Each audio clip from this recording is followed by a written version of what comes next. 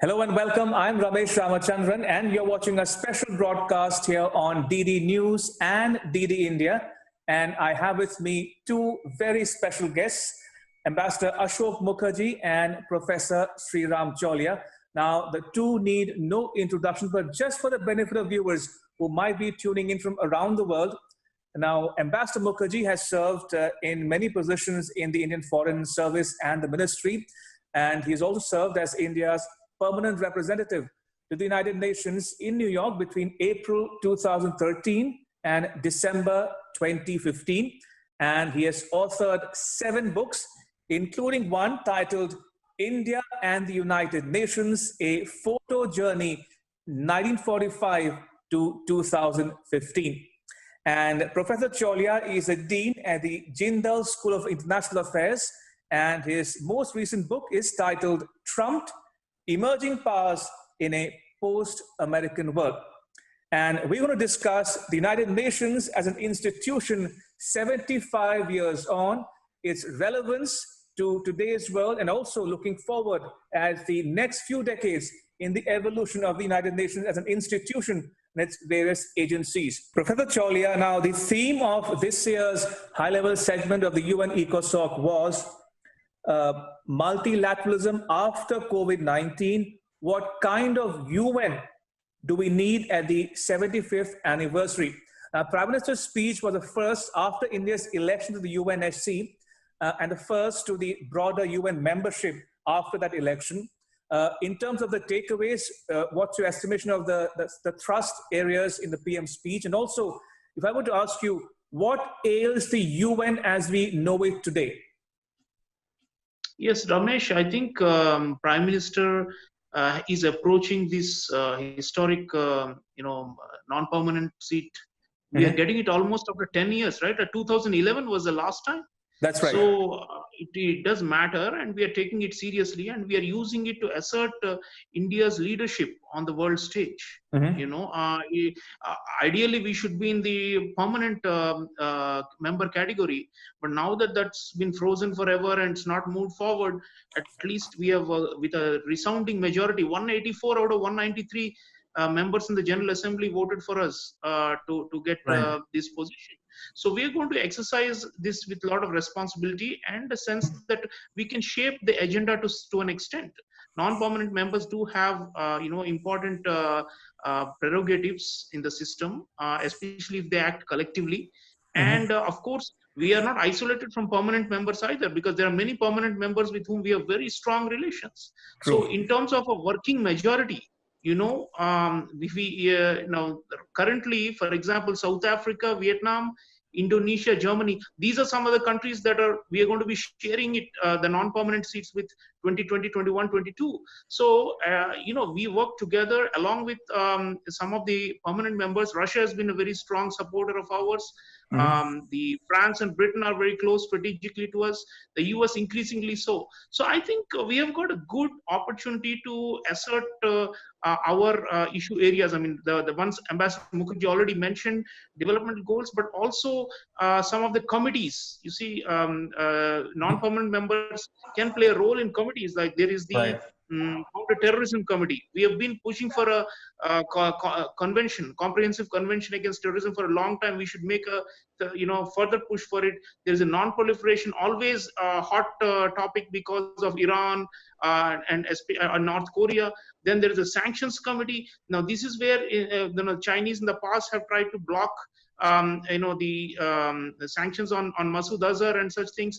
So if we are present at the table, we can surely play a bigger role in mobilizing enough people to make sure India's national interests are upheld. And two, of course, we also represent the other developing countries. The PM was very clear that, a country of our size, if we are electrifying all our villages, if we are, increasing sanitation coverage, from 38% to 100%, those kind of objectives itself stand as an example. So I think the UN is at a crossroads, definitely right now, because of the polarization between China and the US, the so-called new Cold War. And we don't want it to be paralyzed, because the last time there was a Cold War, the UN became sidelined, during the Soviet Union versus US struggle, and the UN became almost irrelevant, and everybody was vetoing everybody else. But we would want to work in sufficient majorities, both with permanent, non-permanent members, to push our interests forward, and also that of the global south, because eventually our example as a democracy that's also developing at a very fast pace under Prime Minister's leadership is going to be the one that is most watched for the future of the global order. So right now, I think our presence there is going to really matter in terms of all these broad parameters. Indeed. Professor Chaulia, we're discussing two key issues. One is multilateralism, the other is COVID-19. Now, help our viewers understand, what is it about COVID-19 that some people are worried about its future and others are questioning the very essence of multilateralism? And if I can cite from the PM's speech here, he says, the COVID-19 pandemic has severely tested the resilience of all nations. And he goes on to prescribe the ways in which we can overcome the immediate challenges. So your thoughts on the challenges posed by COVID-19 to the future of multilateralism as we know it? Yeah, Ramesh, multilateralism, basically the idea of a large number of countries coming together to find common solutions to what we call global governance problems that no single country can solve on its own. Now, pandemic is one such, right? I mean, clearly it's spreading, practically to every nation state, every UN member state, and even territories are facing it.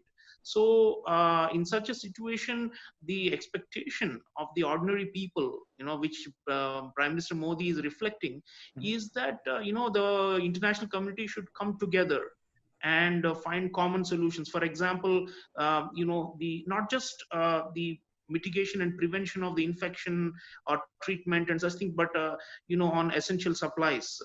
He spoke about how we have been providing medicines to more than 150 countries, how we created the SARC COVID fund. These are examples of multilateral action by India. And he's urging other countries to think on those lines, because what has happened is, narrow nationalism. This preceded COVID. See, even before Corona, at least for the last 3 years, Trump administration was pushing a very unilateral line, and the Chinese thought that they had an opportunity to replace the US as the, a kind of not reform multilateralism, that is our term, but what they call globalization 2.0. This is the Chinese formula by which they say that now the US-led globalization is over. There is no more liberal order. Now it's going to be a Sino-centric globalization, or a Chinese-led globalization. That's how they have been trying to promote it. And so, but we know what it means in practice, because when they say multilateralism under Chinese leadership, it has major repercussions for India's national security, and also for many other countries in Asia which are grappling with the Chinese hegemonic behavior. So we are not going to accept that. So this is the juncture we are at.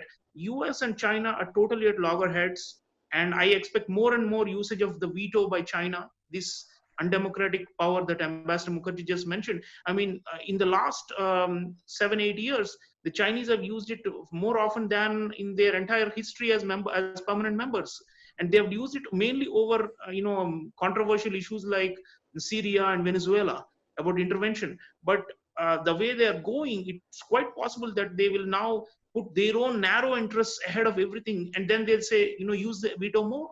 On the other hand, they have got a block of countries they want to mobilize behind them. This is the power politics that goes on at the UN. So I think they will play a kind of multilateralism game of their own, but I think we are much more broader and our acceptance is wider, and we have not been hegemonic in our aspirations or in our actions. We are seen as a benign power.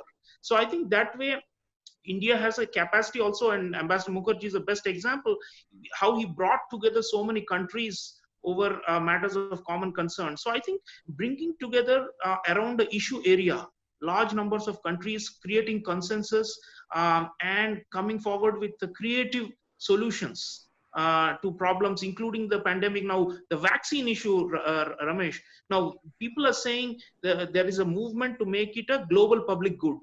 And the UN is the best platform, the Security Council General Assembly, to ensure it's a global public good that is available free of cost to all citizens on the planet, 7 billion plus people. But the way the race is going, it is not multilateral. It is very unilateral. There are many countries that are making it like an arms race and a prestige issue. And they're saying, first we will inoculate our own citizens and then we can think about others. We're going to sell these to others, so this has become a kind of a very narrow project, and we want to be part of a broader health and environmental and developmental coalitions that make sure justice is done, especially to developing countries which are not immune to coronavirus. I mean, some of the developing countries have also been badly affected, like Brazil, for example. So we need to actually work in cohesion to make sure that these global public goods, of which the UN and some of the UN agencies, now we also are holding the executive head chairmanship of the WHO Right. assembly right now. So going to be an investigation now about the origins of the virus, and already some experts have arrived in China. So there are so many things where we can push for truth, for justice, and for equity, because India's calling card in the UN system, as Ambassador Mukherjee was saying, is always equity and fairness. We have forever been kept outside the creme de la creme, the top echelons. But now that we have a chance as a non-permanent member, we're going to push for that, because that is the only basis.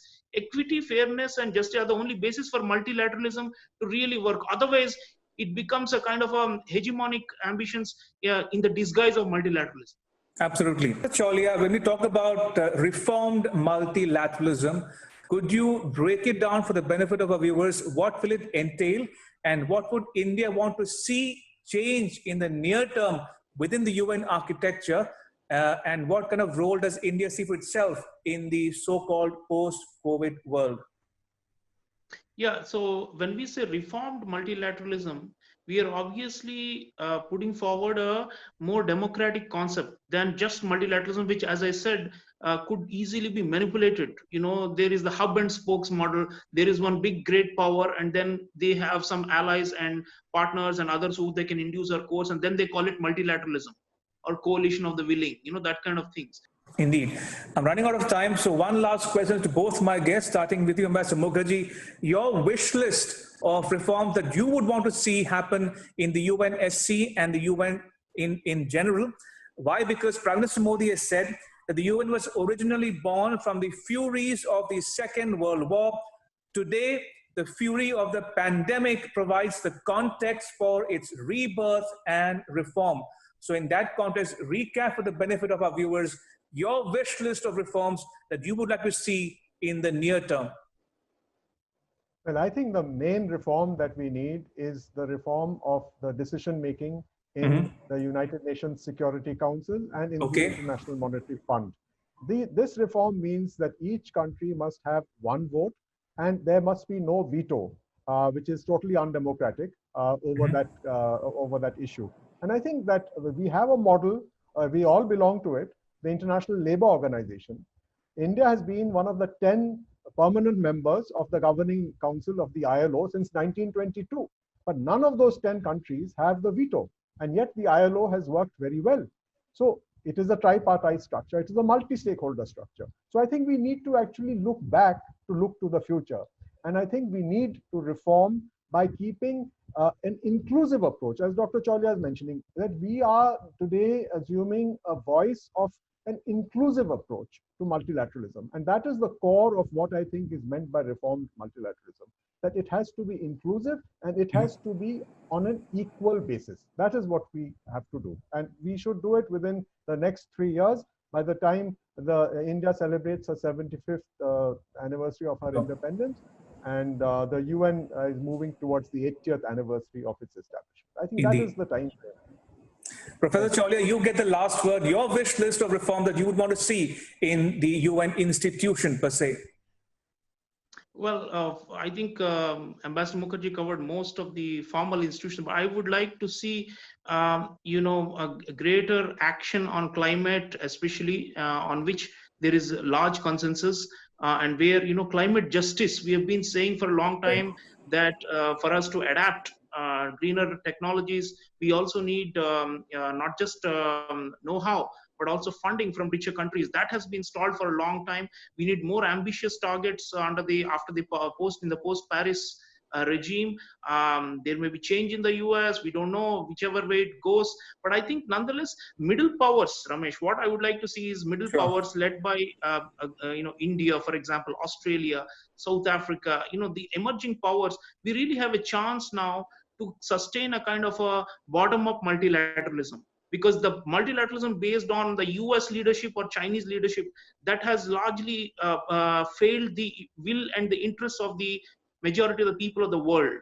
So I think we would want, minilateral coalitions, smaller groupings, as I said, permanent, non-permanent members, also General Assembly members, forming, issue-based coalitions, more such groupings, so that the multilateral process is not broken. Because when multilateralism dies, there will be just war and bloodshed in the world. We don't want a return to that fury that PM mentioned of 1940 to 1939 to 45. This fury of COVID can be managed without violence and without warfare. The only way to do it is if there is equity and if the middle powers take the lead and the initiative. And I see India is doing that through this new permanent, non-permanent seat we have coming up in 2021. All right, on that note, I want to thank both my guests, Professor Sreeram Chaulia and Ambassador Ashok Mukherjee, for joining us on this special broadcast. Appreciate it. Thank you for your time.